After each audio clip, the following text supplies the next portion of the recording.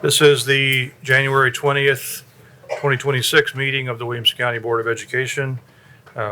Welcome, everyone. Our first item is our recording attendance. Board members, please record your attendance on the devices.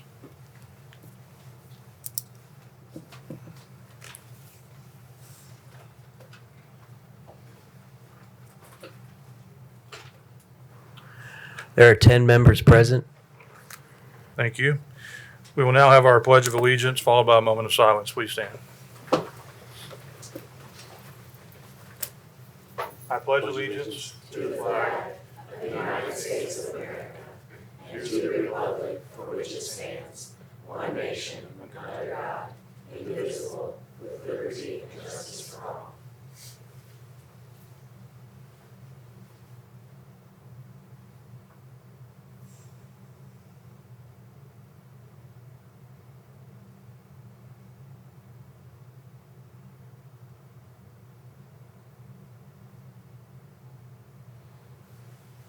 Thank you. You may be seated.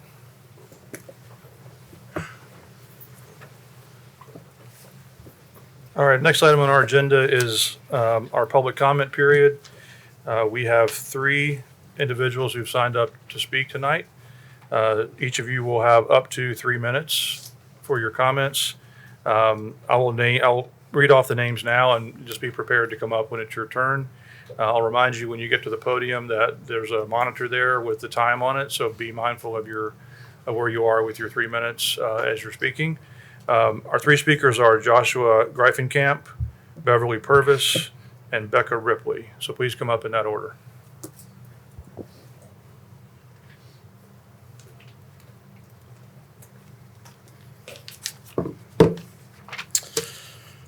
Good evening.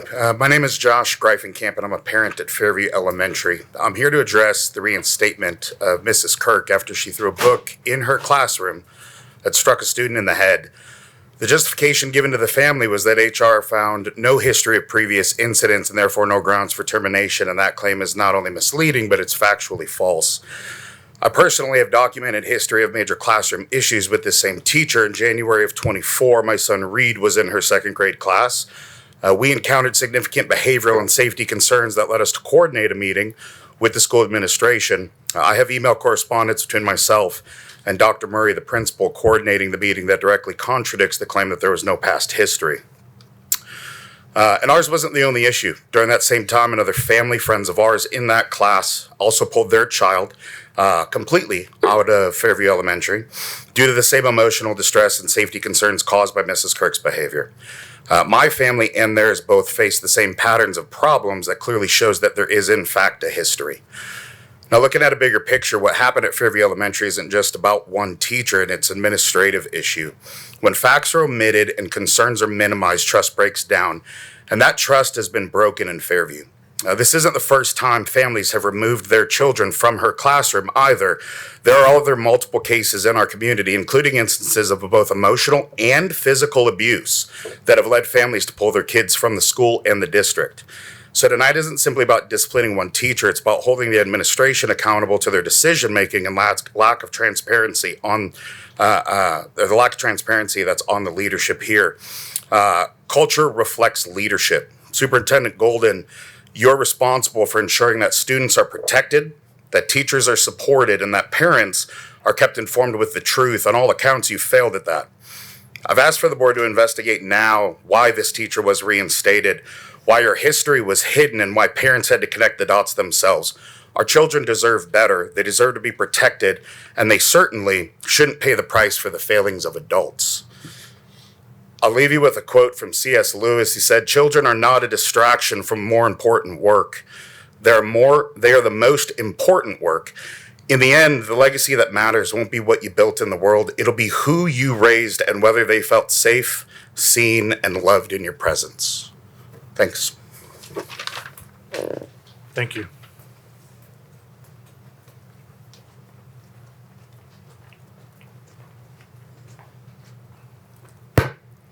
Good evening, members of the board and our school community. January gives us something valuable, a fresh start. It's a moment to reset, refocus, and recommit to the work ahead. As students and educators return from winter break, there is renewed energy in our classrooms and also very real needs that require thoughtful leadership and collaboration. On behalf of the educators in this district, I want to begin by thanking you for your service.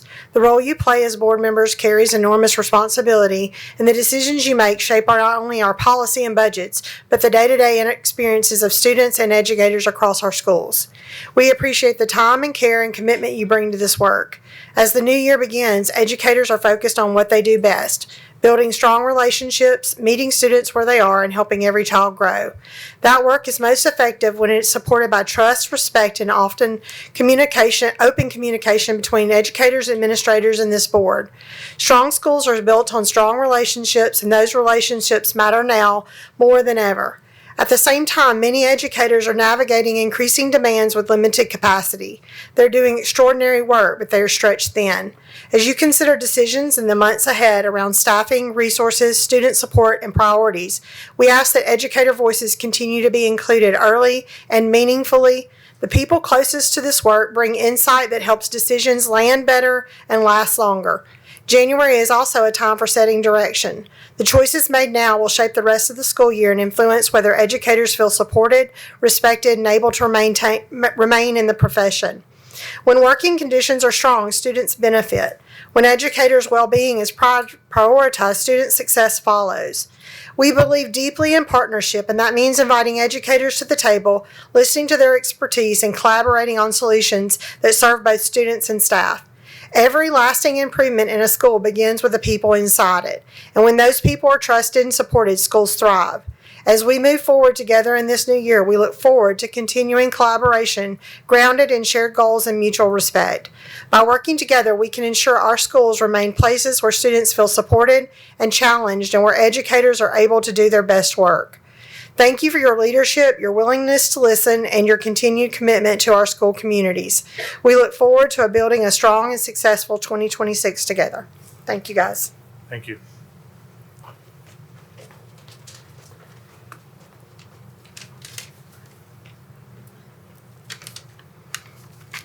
Good evening, y'all. I'm Becca Ripley, District 8, Grassland Middle and Franklin High parent. Tonight, I hope to encourage all of us to support and protect to the absolute best of our abilities the right of all Williamson County students to safely, confidently, and consistently access their education. We do not know if or when Immigration and Customs Enforcement will show up at or near our Williamson County schools. I understand that Superintendent Golden assured us last fall that no one has access to anyone at school and that it will remain so going forward. However, given our updated dynamic and intensifying situation fraught with mis and disinformation and competition with actual constitutional law, it feels imperative that we articulate this reassuring promise again. Please keep our students and their families safe. Thank you.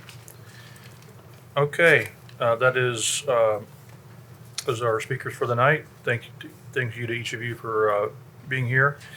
We'll now move on to approval of our agenda. We will do this by voice vote. Do I have a motion? A motion and a second. All those in favor of approval of the agenda say aye. Aye. Any opposed? The agenda is approved. We'll now move to approval of our consent agenda. Do I have a motion? Motion and a second. Thank you. We'll do this by voice vote as well. All those in favor of the consent agenda say aye. Aye. Any opposed? Consent agenda is approved, and with that vote, you have approved the following. Approval of the November 17th, 2025 school board meeting minutes, board policies 3.210, naming of facilities, and 4.600, report cards and grading systems, both on second reading. Report of annual review of board policies. Approval of Encore Summer Enrichment Program fees. Approval of easement from the town of Thompson Station for stormwater discharge access at Independence High School. Approval of town of Nolensville right-of-way request on Rocky Fork Road and Newsom Lane. approval of building modification, Westwood Elementary entrance sign replacement, approval of building modification, Centennial High School exterior sign request, recommendation for field trip fee requests. We will now move to communications to the board. Superintendent's report, Mr. Golden. Thank you, Mr. Chair, and thank you, board members, for being here. I also want to thank our public speakers. We make sure every month to have an opportunity for members of the public to speak. I do want to address just briefly a couple of the comments at public comment.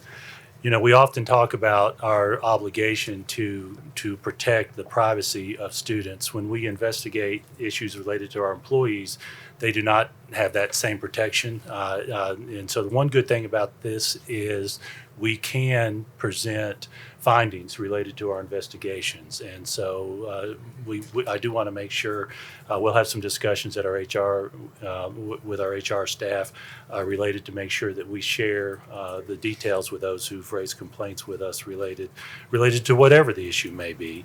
Also, when there is a new allegation, we'll make sure to investigate those issues as well.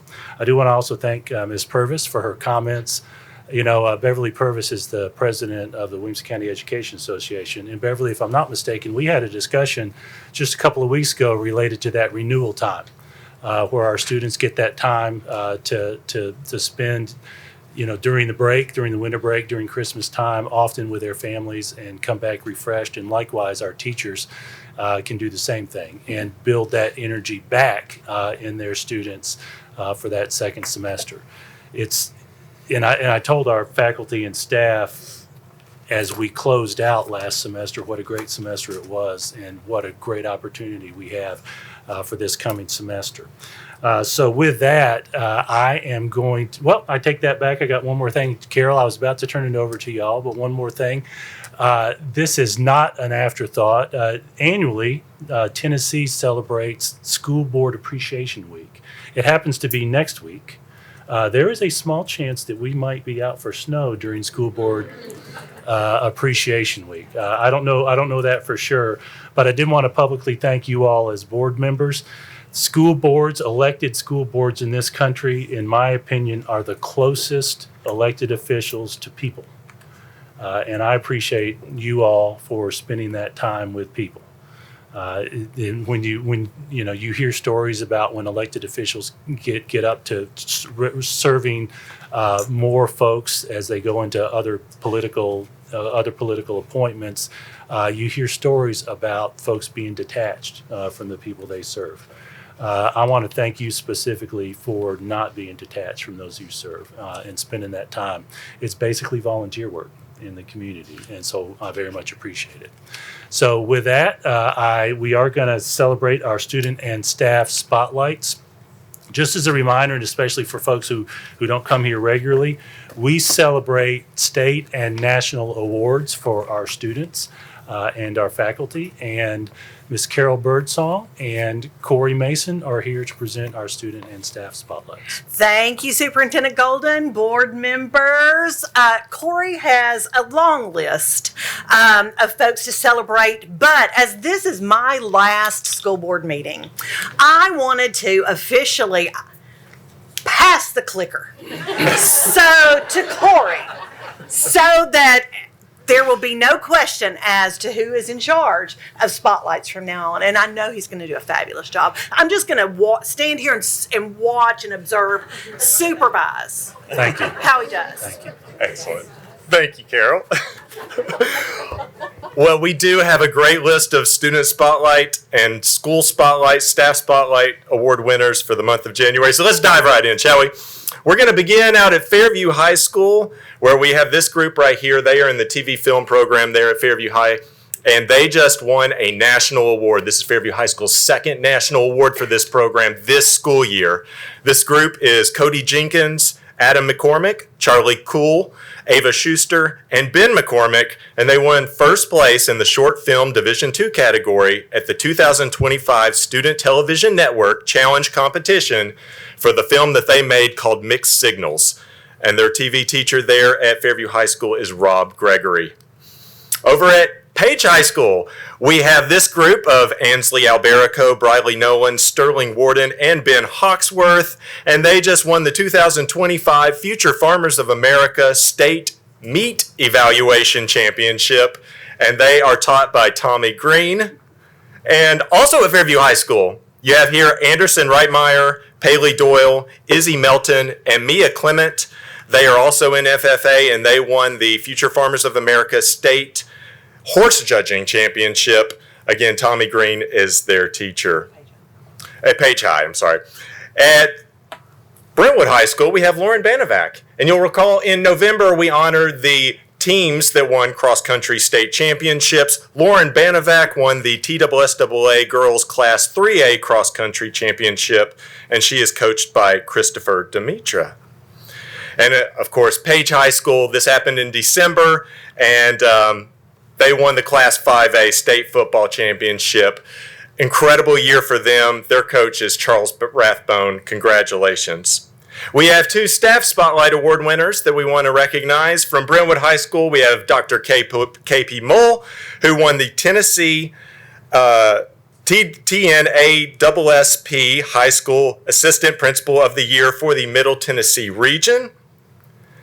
And Dr. Bill Tungett from Woodland Middle School won the Tennessee Association of Secondary School Principals Middle School Assistant Principal of the Year for the state of Tennessee. He is actually moving on to the national competition, so best of luck to him. And of course, now this is my favorite part here. We have our reward schools. And if you don't remember, back in November we announced that we set a new district record for the number of reward schools with 35. These schools are being recognized for achievement, growth by the Tennessee Department of Education. And so as you see here in the audience, we have administrators from all of those schools here tonight to be recognized. So we're so excited. We're going to go through one by one. Administrators, if you would please stand when I say your school's name, and then we'll hold our applause until after we finish, and we'll recognize each one. We're going to begin with Allendale Elementary. Please stand. Cindy Davis. Then we're going on to Arrington Elementary, also named a reward school for the 2024-25 school year. Bethesda Elementary. Chapman's Retreat Elementary is also a reward school. Clovercroft Elementary. College Grove Elementary. Creekside Elementary, Crockett Elementary, Hunters Bend Elementary, Jordan Elementary was named a reward school, as was Kenrose Elementary, Lipscomb Elementary, Longview Elementary, Mill Creek Elementary, Nolensville Elementary School, Oakview Elementary, Sunset Elementary, Thompson Station Elementary School, Trinity Elementary, Walnut Grove Elementary, Winstead Elementary, and let's give it up for the elementary schools named reward schools. Congratulations to them. All right, y'all can be seated now, and we'll move on to our middle schools. And we're going to start off with our only K through 8 school, which is Hillsborough School. Please stand. Also, Brentwood Middle School can go ahead and stand, followed by Sunset Middle School and Woodland Middle School. Let's give it up for them, our middle schools. Congratulations. And at the high school level, let's begin with Brentwood High School, Centennial High School, Fairview High School, Franklin High School, Independence High School, Nolensville High, Page High, Ravenwood High, Renaissance High School, and Summit High School. Let's give a round of applause to our high schools. Congratulations. Now, while that concludes our student, staff, and School Spotlight Award winners. I'd be remiss if we didn't take a moment now to just say thank you, Carol, for your 29 years of service to the students, families, and staff of Williamson County Schools. We appreciate you. Thanks, Corey. And if I,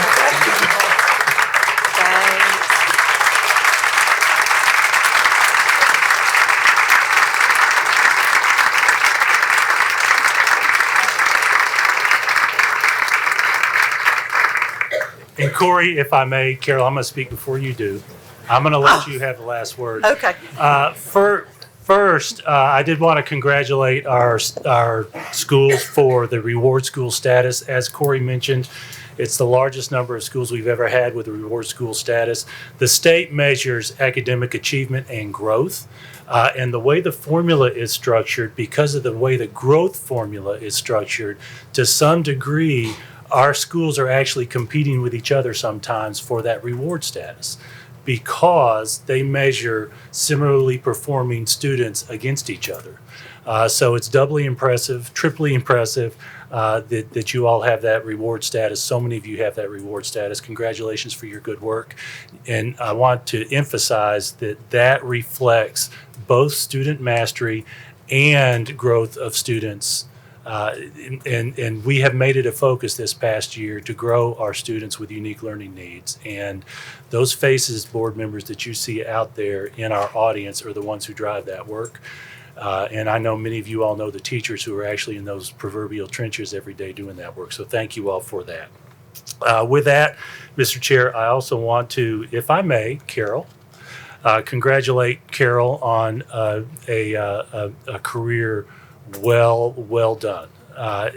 She's retiring after 29 years. Her last day is next Friday, and this is, as we mentioned, her last board meeting.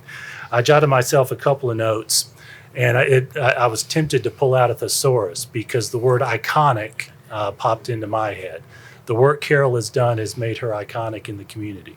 29 years in this position means that some of our parents were students when Carol was making those snow calls.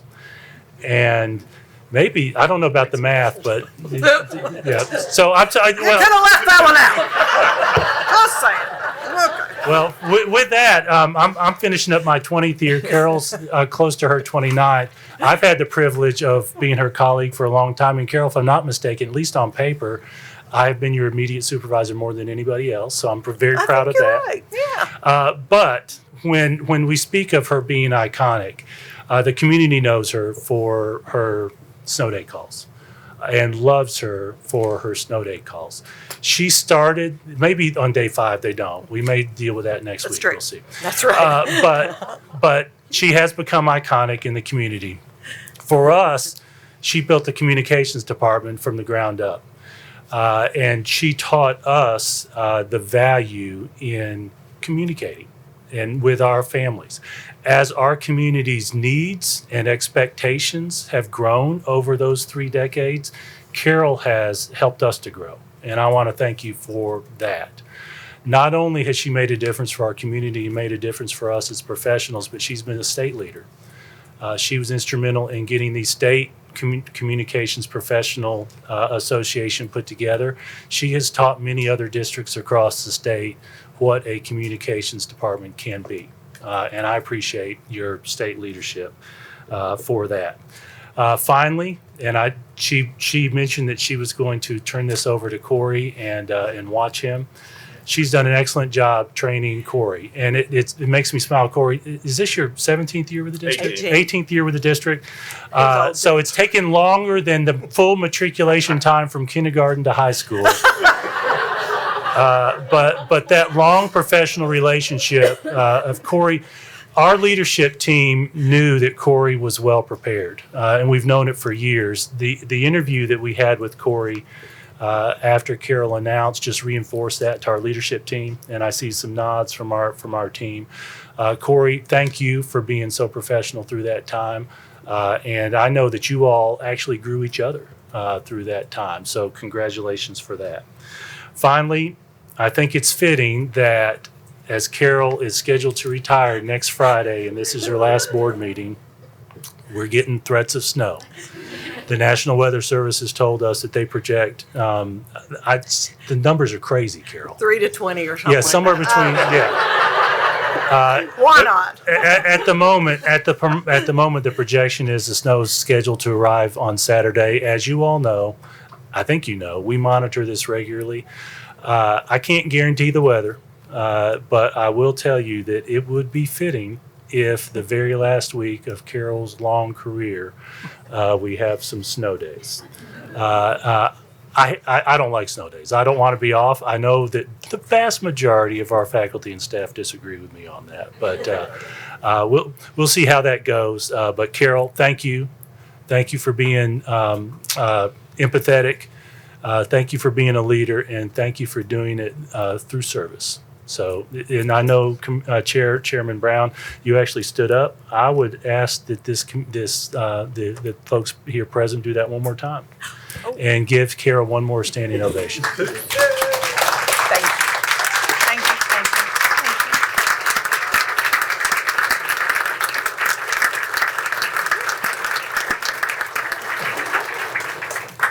you. You don't get to.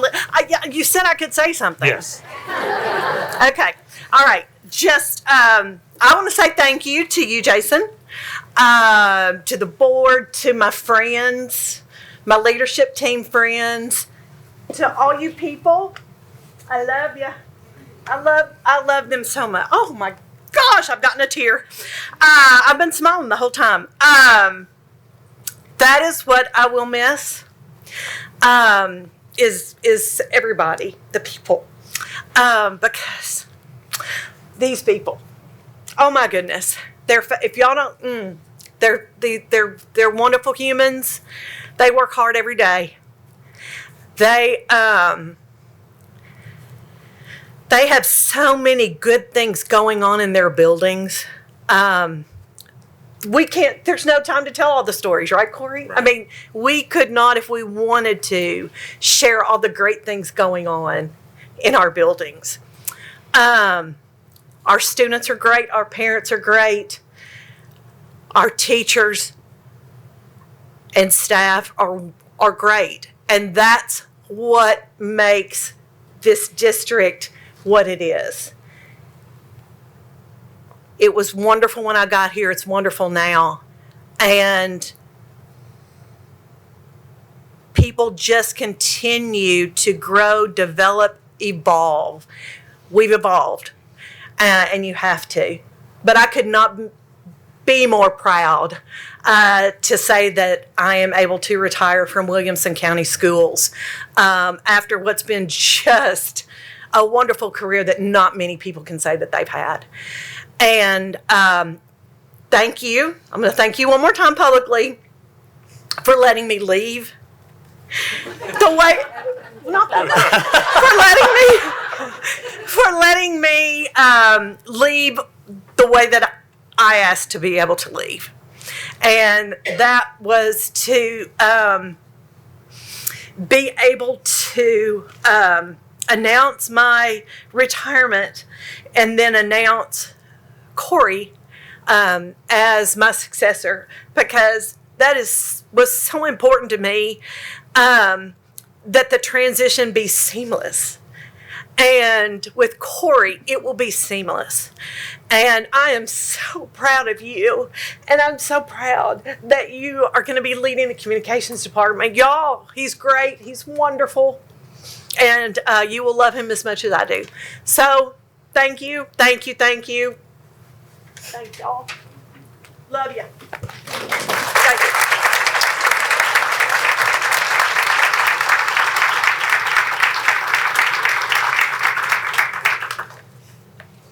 Well, she slipped out of the room before I could say this, but I know I speak for all current and former board members when I say thank you to Carol for all of her work and for her career.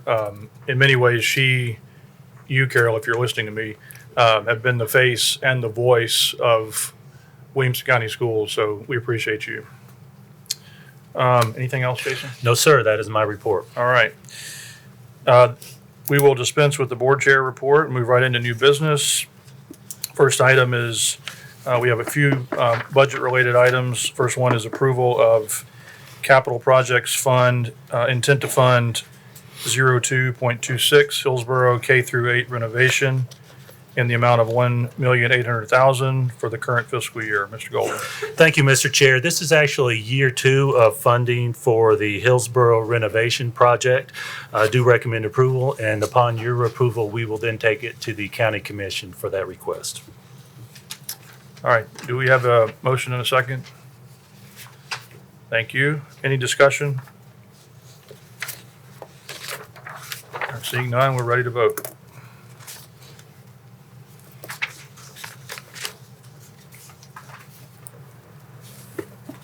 The vote is 10 yes, 0 no. All right, that item is approved.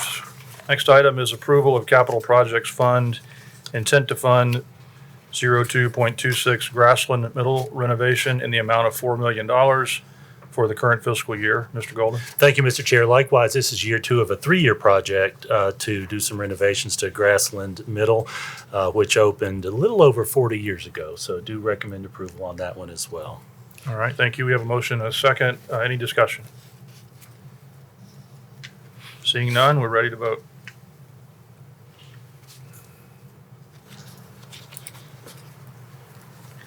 The vote is 10 yes, 0 no. That item is approved. Next item is approval of capital projects fund, intent to fund 02.26 sports field LED lighting in the amount of $12 million for the current fiscal year. Mr. Golden. Thank you, Mr. Chair. We've had on our 5-year capital plan the replacement of the current lights at the high school football fields. You all may have gotten requests over the years related to the burnouts on those lights, and it's hard to replace them. We've let the commission know via the 5-year capital plan that this request is coming. This request is actually timely because right now there is a window of time where we have an opportunity to apply for TVA rebates that may actually be close to 10% of the total cost. We really won't know that until we go through the full project, but we do recommend approval so that we can take this request to the commission. All right, we have a motion and a second. Any discussion? Okay, seeing none, we're ready to vote. The vote is 10 yes, 0 no. The item is approved. The next item is approval of capital projects fund 01.26 intra-category transfer split log middle in the amount of $700,000. Mr. Golden. Thank you, Mr. Chair. As the board knows, at the most recent meeting, two months ago, we had a fairly detailed discussion about the next project for split log middle. This is a request for funding the engineering and preliminary work so that we can project out towards our construction project that's defined in the 5-year capital plan. This particular item does not need to go to the commission because it is out of contingency, rural contingency K-8 funding that we have for capital projects from prior projects. So I do recommend approval tonight for that early engineering work. All right, thank you. We do have a motion and a second, and I'll just underscore what Mr. Golden said. This was, as a reminder to the board, this was the result of our vote as a board to move this project up a year from the recommendation that was originally in the 5-year plan. So that's what triggered this. Dr. Johnson? I just wanted to reiterate that thanks to the board for voting to move that up. And thank you for moving it forward because I know Woodland, Page, Mill Creek Middle, if you look at the numbers, we can't wait to alleviate some of the crowding. So just wanted to say thank you. All right, thank you. Any other discussion? Okay, we're ready to vote.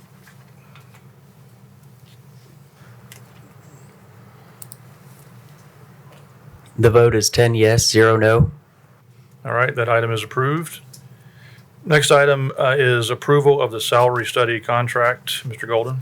Thank you, Mr. Chair. Our board policy actually requires the board to approve any consultant contract of $10,000 or more. So that is one reason that this is on for board approval.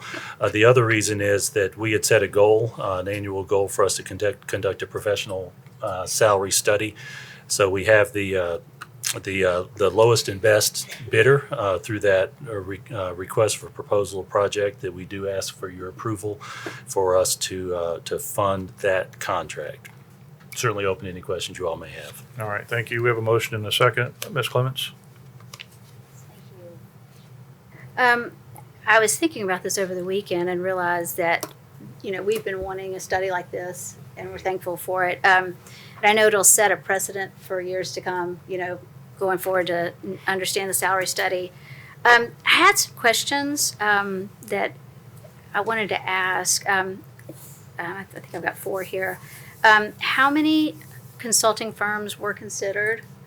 And then what rubric or criteria was used, or did we just pick the lowest bidder? Wanted to know the location of Leapfrog Business Solutions. I believe that's who was awarded the contract. And then what conversations have been had about what the study will include? I think we've gotten some things. I can ask more about that after. Thank you for that. I'll give you the start of that, and then I'll turn it over to Ms. Vicki Hall to give you some other detail. We set through the RFP, the request for proposal, the detail of what we were asking for, and it was related to every one of our salaries. And I'm going to turn it over to Ms. Hall to share some of the detail related to the location, how many consulting firms, and any conversations they've had. I know our HR staff has had some detailed conversations with Leapfrog related to our schedule because we do want to make sure that we have some preliminary information by May. The company has said we will get you the outline of our proposals for May, but we believe we will actually be working beyond that to make sure we have the entire detail related to that. I will tell you also, I do know from our discussions as our leadership team after the committee, the administrative committee reviewed the proposals, some of the proposals actually included additional services that were not part of the RFP with a substantially higher cost. So with that, Ms. Hall, if you would answer the detail of those questions. Sure, and thank you for asking. We did have 4 companies that put out a proposal, and there was an evaluation process that was entered into. There were 13 members of the evaluation team that were district people, and part of that was the dollar amount that was assigned to their offer, but there was also a little less than half was more of that qualitative factors that were weighed in. We broke into 4 different groups so that we got kind of 4 different perspectives to review the proposals. And Leapfrog was able to offer everything we asked for in the RFP. And we did get some very good references for them, and they scored the highest overall score. So not just from a dollars amount. Their total was the highest for us. And they are from Huntsville, Alabama, and they've done several districts in Tennessee. I think about 90% of their business is actually public school districts. I may not have answered everything, Ms. Clements. I think you did. It was funny because I looked up that group and Australia came up and I'm like, well, I know that's not it. So, and Huntsville didn't. So I'm thankful for that and to know that they've had several districts in our area. And then one of the things that was talked about at a work session, I just wanted to double check on this, that it's going to be all employees. Yes. Okay. If I may, Mr. Chair, one other item, and I've had this discussion with some of the WCA leadership. This group will analyze recommended salaries. This has nothing to do with the revenue side of our budget, right? And so when we get this information, we're going to have to do some work related to our revenue with recommendations that they have. So we'll have a lot of work to do once we receive the final product as well. And I project that this has the potential to be a multi-year project. Thank you. All right, thank you. Any other discussion? Okay, seeing none, we're ready to vote.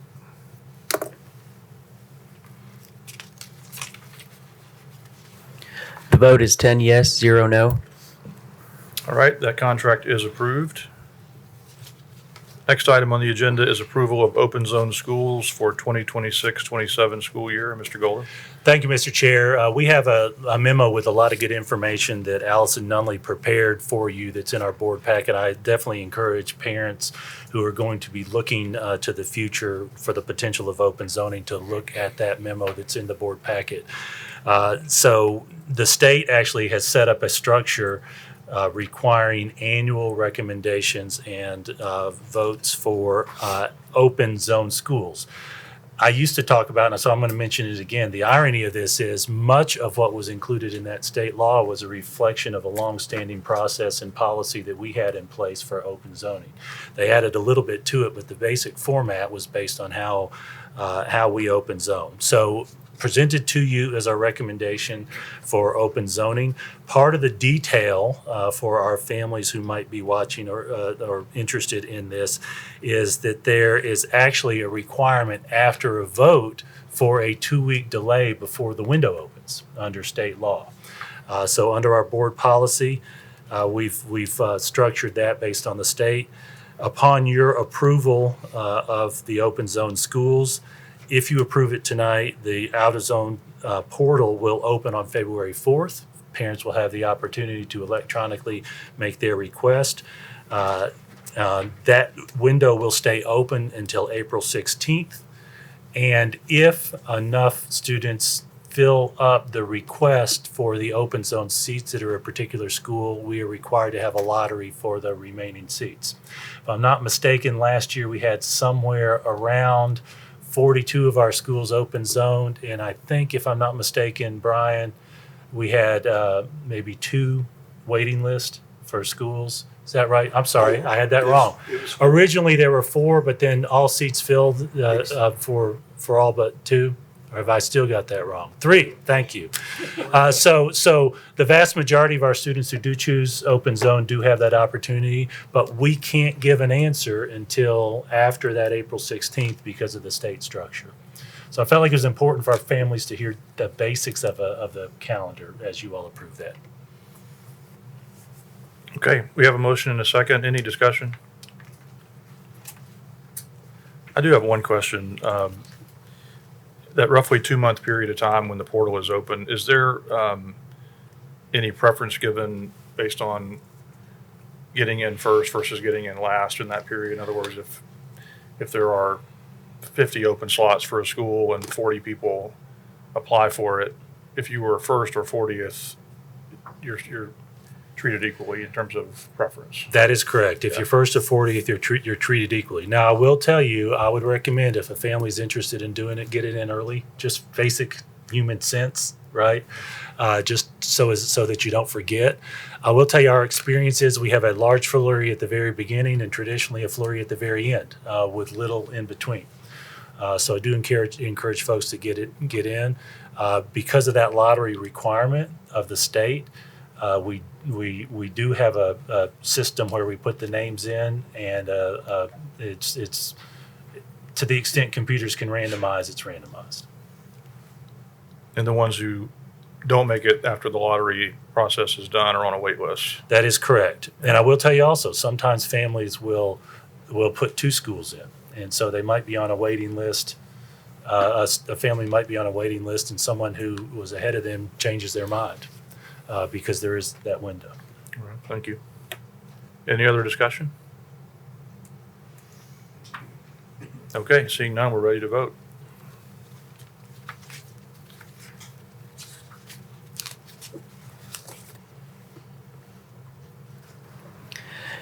The vote is 10 yes, 1 abstain. All right, the Zero open no. zone schools are approved. Our final item for tonight is a resolution celebrating the USA's 250th anniversary. Mr. Golden? Thank you, Mr. Chair. As I mentioned at the work session, Ms. Tanya Hibba mentioned a few months ago the possibility of the board voting on a resolution celebrating our nation's 250th anniversary. I know many of you have seen that as soon as January 1st hit, discussions started. Our team had already been having discussions about finding opportunities at all grade bands to celebrate. One of the key items that we focused on is recognizing that July 4th comes at a time when students aren't in school. But we wanted to make sure that we laid an appropriate groundwork for our students to know what's coming when the summer comes. So we do have this recommendation that the board pass a resolution celebrating the 250th anniversary. Dr. Zoyer and Webb are here and can share, if you all have any questions, some of the processes they've gone through with their administrators to make sure that we recognize that and help our students even a little bit more than the state standards and curriculum where patriotism is even taught at kindergarten.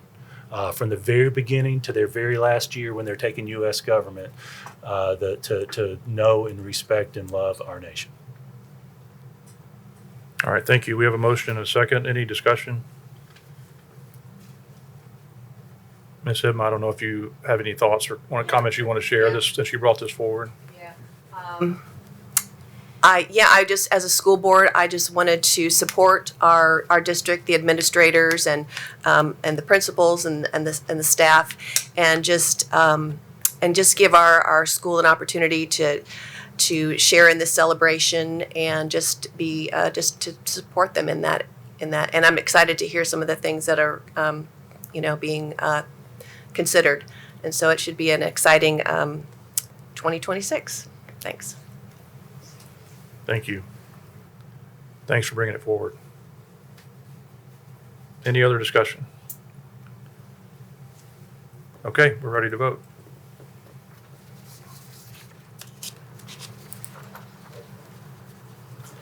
The vote is 11 yes, 0 no. All right, the resolution is adopted. With that, we have reached the end of our agenda. We are adjourned. Thank you.